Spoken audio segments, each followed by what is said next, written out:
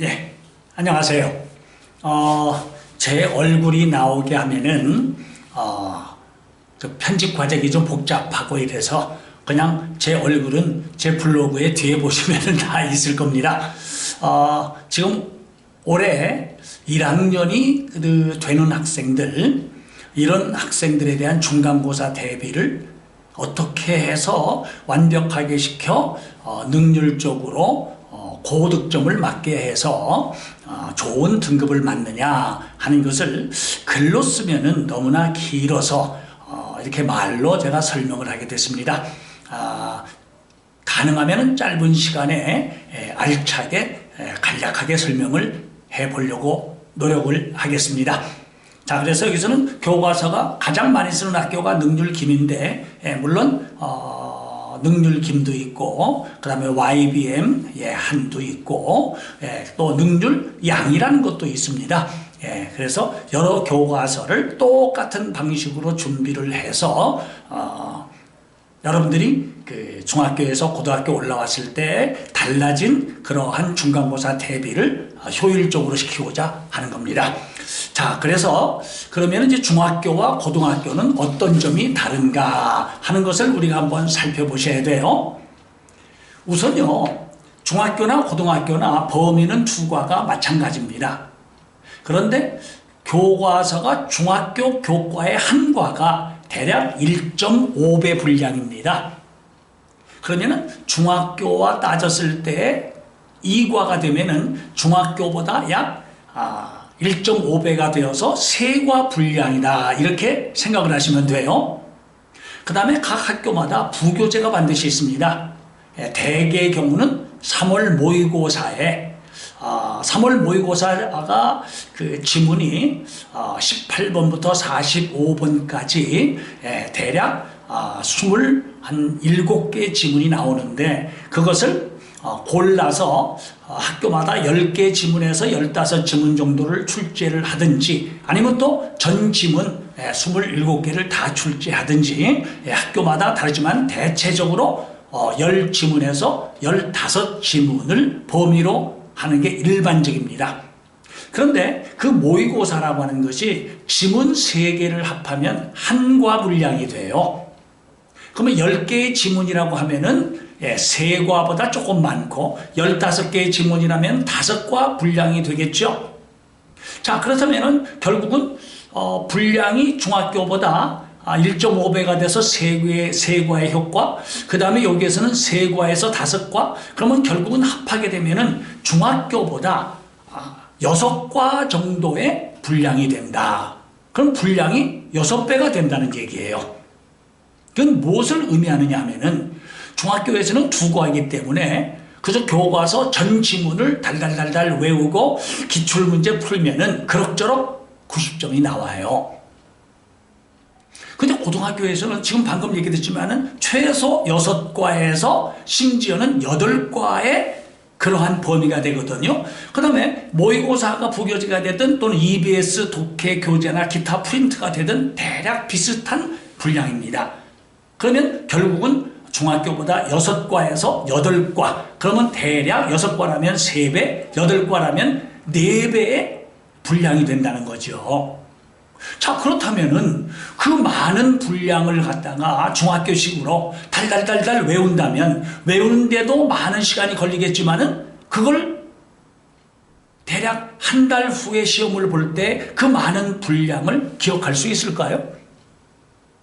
그러면 또 그것을 복습한다고 쳐보죠. 그러면 복습을 해도 또 복습할 때 시간이 걸리게 되면은 복습을 한 다음에 시험까지는 또 대략 한 2주 정도 내지 3주가 또 걸린단 말이에요. 그럼 여러분들 기억할 수가 있겠어요? 할 수가 없죠. 게다가 중학교하고 달라서 고등학교는 서술련 주관식이 35%에서 40%가량이 출제가 됩니다. 그러면 이 서술형 주관식을 해결하지 못하게 되면 죽어라고 열심히 해도 65점을 넘을 수가 없다는 얘기입니다. 보통 객관식 지문이 2점이라면 서술형 주관식은 대략 4점에서 한 문제 6점 정도가 됩니다. 그러면 서술형 주관식이라는 건 뭐냐? 어순 배열을 하든지 영작을 해야 되는데 어순 배열이나 영작을 중학교식으로 하려면 문장 외운 걸 가지고 그대로 적용을 해야 될 텐데 그걸 기억이 나겠어요? 불가능한 거죠. 그러면 결국은 중학교 방식으로 고등학교로 와서 해결하려고 생각하면은 90점, 95점 맞던 학생이 70점대, 60점대로 내려가는 그런 결과를 초래하게 됩니다. 무슨 말인지 아시겠어요? 심각한 문제예요. 그 다음에요, 등급이라고 하는 것은 1등급을 맞으려면요 3% 안에 들어가야 됩니다. 점수가 아니라 이거는 상대평가입니다. 자, 그렇다면은 3%라고 한다면은 한 반에 대략 한 25명에서 30명. 그러면 25명이라고 그러면은요 3%라고 하면은 한 명도 안 됩니다. 대략 0.7명에서 0.8명 꼴이 됩니다. 그러면 전교 등수로 따졌을 때요 반에서 1등을 해도 1등급이 안 나오는 경우가 있을 수가 있어요. 그러면 중학교에서는 그냥 90점이다, 95점이다, 98점이다 이렇게 평가를 했지만은 고등학교에 와서는 등급이 성적에 들어가는 것이 이제 등급이란 말이에요. 그러면 한 등급 한 등급을 맞을 때 한 개, 두 개를 틀리는 게 치명타가 됩니다. 무슨 말인지 이해하시겠어요? 그렇다면은 또 한 가지는 아니 그러면 영어만 공부합니까? 수학은 좀 더 어렵죠? 그럼 수학도 해야 되죠? 국어도 해야 되죠? 다른 암기 과목도 해야 되죠? 그럼 공부하는 시간에 양은 마냥 할 수도 없죠? 그래서 중학교 때 점수가 곧잘 나오던 학생이 고등학교에 와서 6, 70점대에 헤매는 경우를 흔하게 봅니다. 제 말씀 이해 가시죠? 네, 학생이나 학부모님들이나 제 얘기를 잘 들어야 돼요. 왜 고등학교에 와서 실패를 하는가? 자, 일단 양이 엄청나게 많아지고 주관식이 성적의 등급을 좌우한다. 그러면 지금 영작할 능력은 갑자기 배양할 수는 없어요. 하지만은 시험은 봐야 될 거 아니겠어요? 그래서 영작을 할 수 있는 그러한 능력을 향상시키면서도 점수를 늘릴 수 있는 방법을 우리가 생각해내지 않으면 안 되게 되는 거예요. 자, 이해 가셨습니까? 자, 그렇다면 이제 어떻게 공부를 해야 될까 하는 걸 한번 생각해 보죠. 그래서 중학교와 달리 이 교재가 아주 과학적으로 분석이 돼야 됩니다. 그래서 첫째는 모든 본문을 출제 가능한 것을 분석을 할 수 있어야 돼요. 이거는 영어를 안다고 해서 되는 것이 아니라 출제를 많이 해본 사람이 되어야 출제하는 사람이 무엇을 출제할 것인가를 알아서 본문을 분석을 정말 철저하게 핀포인트로 분석을 해야 돼요. 그 다음에는 이렇게 분석한 걸 가지고 공부했으면 아무것도 쓰여지지 않은 맨 본문을 가지고 공부를 한 대로 혼자서 쪼글쪼글 거릴 수가 있어야 잊어버리지 않고 기억에 남겠죠. 뭐 단어 같은 건 문제될 거 없어요. 그 다음에 이제 영작을 하려고 하면 이제 중요한 것은 영작인데 영작을 어떻게 해야 되겠느냐? 문장 전체를 외워야 될 필요가 없어요.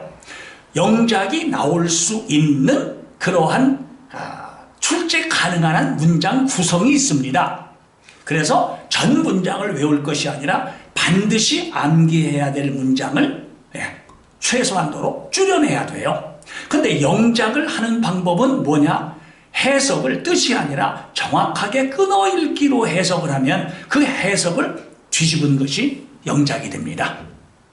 그러면 여기서부터 A와 D와 E와 F 요 4개의 과정을 철저하게 하면은요, 그 뒤에 문제, 어순 배열이나 빈칸 연습이나 문법적으로 어색한 거나 다 해결이 됩니다. 그 다음에 가장 중요한 것이 서술형 주관식 문제를 우리가 풀어봐야 되는 거예요. 저는 책을 26권이나 쓴 사람입니다. 그러면 출제될 수 있는 서술형 주관식 문제를 또 우리가 공부했던 거를 가지고 한번 확인을 해보는 거예요. 마지막으로는 그 교과서에서 각 학교가 중간고사 때 기출된 중학교식으로 기출 예상 문제를 풀어보는 거예요. 이렇게 한 과를 공부를 해야 기억이 오래 남으면서도 뭐예요? 시간을 최소한도로 줄여서 좋은 성적을 낼 수가 있는 거죠. 자, 그러면은 하나하나 한번 살펴보도록 하시죠. 자, 제 손으로 일일이 문장을 분석을 이렇게 하는 겁니다. 그래서 어떤 점이 중요하고 이렇게 끊어 읽기로 해서 짧게 외우게 되면은 문장을 외우기가 쉽고 기억도 오래 나는 겁니다. 그랬을 때 그 안에 들어가 있는 문법상 사항은 어떤 것인가. 그래서 그 밑에는 끊어 읽기로 해석하는 방법을 공부하는 거예요. 왜 이렇게 끊어야 되는가. 이렇게 해서 모든 문장을 이와 같이 본문 분석을 철저하게 해야 되는 겁니다. 이 본문 분석을 철저하게 공부를 한다면은 누구든지 가능한 거예요. 그러면 아까 제가 말씀드렸대로 이렇게 공부를 한 다음에 아무것도 쓰여지지 않는 맨 본문을 가지고 본인이 복습한 것을 혼자 끊어 읽기를 하면서 중얼중얼 해보는 거예요. 그 중얼중얼이 안 된다면 지금 생각해 보세요. 방금 배우고 방금 중얼중얼 못 거린다면 한 달 후에 어떻게 그 내용이 기억이 나겠습니까? 안 되는 거죠. 자, 이렇게 해서 본문 분석을 공부를 해서 이것을 우리가 공부를 한다면은 그 다음에 해야 될 것이 아까도 말씀드렸죠. 각 문장을 끊어 읽기로 해서 어떻게 해석을 할 것인가. 그냥 대충 말을 하는 것이 아니라 끊어 읽기로 일일이 해석을 시켜봐야 되는 겁니다. 그래서 그 끊어 읽기 해석을 제대로 됐는지의 여부를 자, 이렇게 끊어 읽기로 한번 확인을 하도록 해보는 거예요. 그래서 학생들이 끊어 읽기가 잘 안 된 경우는 해석은 뜻은 되지만 영작을 못한다는 뜻이 됩니다. 따라서 모든 문장을 이렇게 단락별로 끊어 읽기 해석하는 방법을 익히게 되면은 그렇게 되면은 영작을 하기가 쉬워질 뿐만 아니라 아까도 말씀드렸지만은 교과서 문장을 다 외울 필요 없어요. 그 출제 가능한 한 문장을 반드시 외워야 할 문장을 정해놓고 그것을 우리가 배운 대로 어법에 맞게 해석을 해서 해석을 뒤집으면은 그게 바로 영작 연습이 되는 겁니다. 이렇게 됐으면은 그것을 실제로 영작을 자꾸 해보는 거죠. 자, 이렇게 하고 나면은 그 다음에는 이제 문제 푸는 것은요 아주 쉬워집니다. 다 우리가 일단 영작을 할 수 있는데 보기 주고 이거 오순배열 못하겠습니까? 오순배열 쉽게 할 수가 있는 거죠. 자, 이 오순배열을 했으면은 그 다음에는 한번 영작을 하는 기본 단계로 빈칸 채워 넣는 연습을 한번 해보는 거예요. 빈칸 연습을 했으면은 그 다음에 문법적으로 가장 학생들이 어려워하는 것이 문법이죠. 문장 속에서 문법적으로 출제 가능한 것을 연습을 한번 해보는 겁니다. 이렇게 해서 문법 연습을 하고 나면은 그 다음에 제가 마지막 부분이 바로 뭐냐? 서술형 주관식 문제 직접 제가 출제를 해서 주관식으로 출제가 될 가능성이 있는 것을 한번 실제로 주관식 출제된 것을 한번 공부를 해보는 겁니다. 그 다음에 마지막 단계에서는 기출 문제를 풀어봐서 이렇게 되면은 한 과가 완전히 되고 여기에서 틀린 것을 표시해 놓게 되면은 시험 전에 그 틀렸던 것만 다시 한번 쭉 복습을 해서 반복을 하게 되면은 최소의 시간을 가지고 최대의 효과를 우리가 노리게 되는 겁니다. 그러면 아까도 말씀드렸듯이 부교재, 모의고사가 됐던 EBS 교재가 됐던 똑같은 형식으로 해서 교재를 만들어서 학습을 시키는 거예요.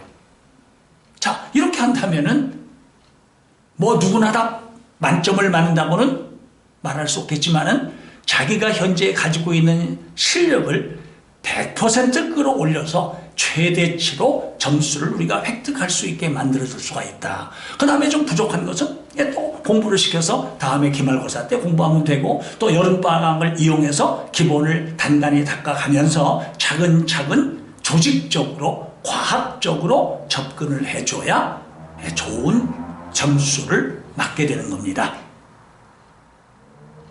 아셨어요? 자, 이런 말을 글로 쓰게 되면은 너무나 장문의 글이 되어서 제가 생각도 못해서 작년이나 재작년 같은 경우에는 제가 글로 써보니까 너무 길어지고 또 이것이 제대로 전달이 될까 싶은 생각이 들더라고요. 그래서 올해는 한번 제가 말로 이렇게 설명을 드려서 학생이 됐든 아니면은 학부모님이 됐든 공부는 이렇게 해야 되겠구나 하는 것을 여러분들에게 설명을 하게끔 됐습니다.